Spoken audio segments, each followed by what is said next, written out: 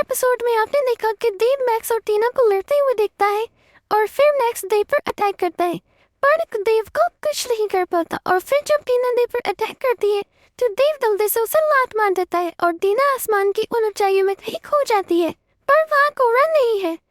तो इस बात के स्टार्टिंग में हम देखते हैं कि देव भूखा प्यासा एक जगह पहुँचता है और वो सोच रहा था कि वो लड़ाई में फंसने के कारण तो मुझे और भी भूख लग रही है।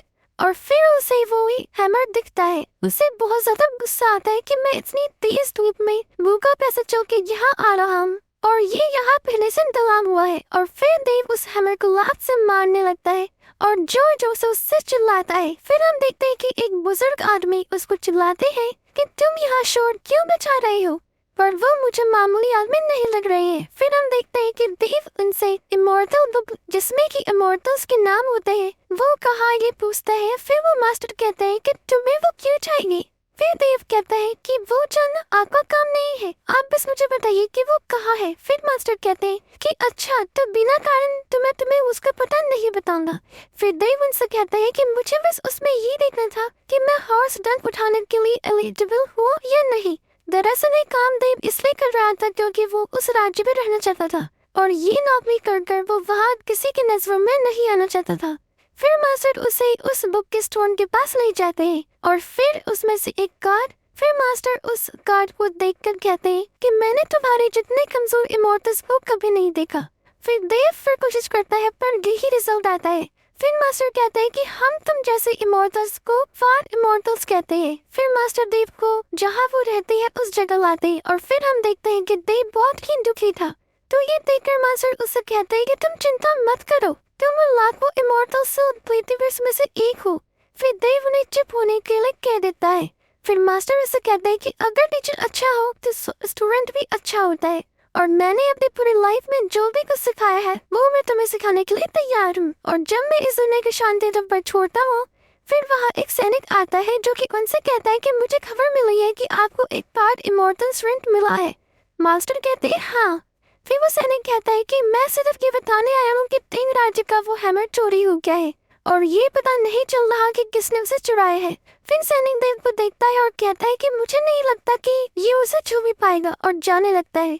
फिर देव वो हैमर उस सैनिक के पास फेंकता है और सैनिक गुस्सा हो जाता है, पर मास्टर उस सैनिक को रोक लेते हैं। फिर देव कहता है कि यही वही हैमर है। तो मास्टर और सैनिक दोनों बहुत ही तेज हंसने लगते हैं और सैनिक कहता है कि अरे भाई इस बच्चे के दिमाग में भी कुछ प्रॉब्लम है शायद। और फिर वो सैनिक वहां से चला आता है और फिर मास्टर उस हैमर को इससे ही टच करता है तो वो हैमर बिल्कुल हिलता ही नहीं। फिर वो जल्दी से गेट बंद कर लेते हैं और देव से कहते हैं कि मैंने कभी आस नहीं छोड़ी थी, मुझे पता था कि तुम जरूर आओगी। फिर देव उनसे कहता है कि कहीं आपकी तबीयत तो खराब नहीं। फिर मास्टर कहते हैं कि मुझ में कौन हूँ। फिर देव पूछता है। फिर मास्टर उससे कहता है कि तुमने मुझे जरूरी ही कोई मामूली आदमी समझा होगा, पर नहीं, मैं इस स्कूल का हेड हूँ।